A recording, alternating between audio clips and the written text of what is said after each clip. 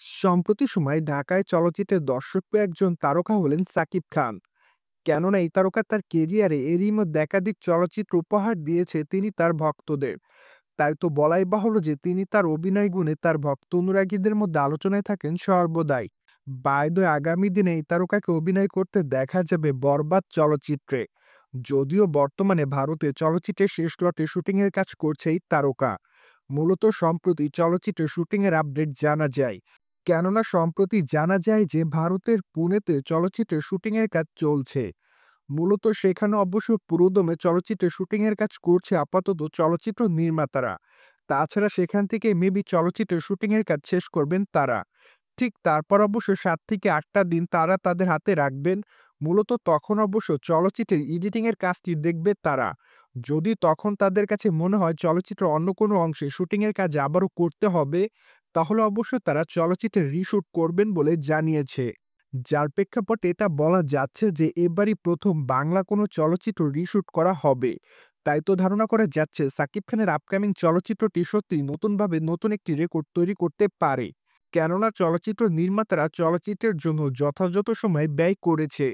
পাশাপাশি অবশ্যই এর আগে চলচ্চিত্র নির্মাতারা জানিয়েছিলেন যে তারা চলচ্চিত্রটিকে নিখুঁত এবং সুন্দরভাবে নির্মাণ করতে চায়।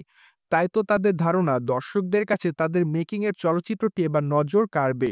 যাই হোক দর্শক, আপনি আসলে ঢাকায় চলচ্চিত্রের তারকা সাকিব খানের বরবাদ চলচ্চিত্রটি দেখার জন্য কতটুকু এক্সাইটেড হয়ে আছেন তা অবশ্যই আমাদের কমেন্ট বক্সে জানাতে ভুলবেন না।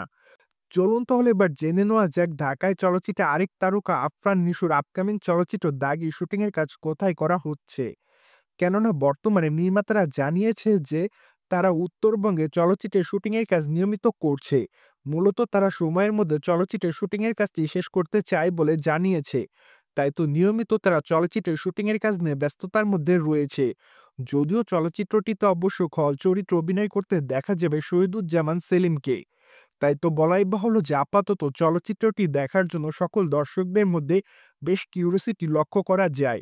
কেননা মাঝে অবশ্য জানা গিয়েছিল যে চলচ্চিত্রটিতে খল চরিত্রে অভিনয় করতে দেখা যাবে ওপার বাংলার তারকা যিশু সেনগুপ্তকে। কিন্তু দুঃখের বিষয় যে খবরটি সম্পূর্ণ মিথ্যা। ঠিক এজন্য অবশ্য মাত্র কয়েকটা দিন আগে শহীদুজ্জামান সেলিম জানিয়েছিলেন যে তিনি চলচ্চিত্রটিতে খল চরিত্রে অভিনয় করবেন। এমনকি ধারণা করা যাচ্ছে চলচ্চিত্রের পর্দায় তার চরিত্রটিও খুবই গুরুত্বপূর্ণ থাকবে।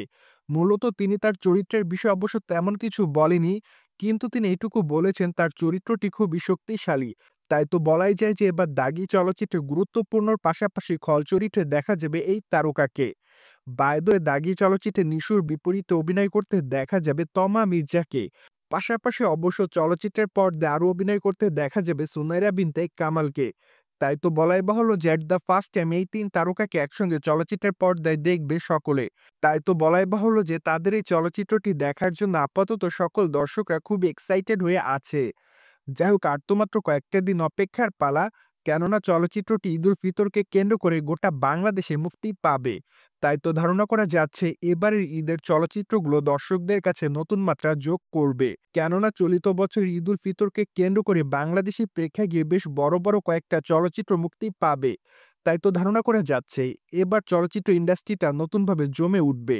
সো ভিউয়ার্স, আপনি আসলে কোন চলচ্চিত্রটি দেখার জন্য অপেক্ষায় তা অবশ্যই আমাদের কমেন্ট বক্সে জানাতে ভুলবেন না। And subscribe our channel for more update.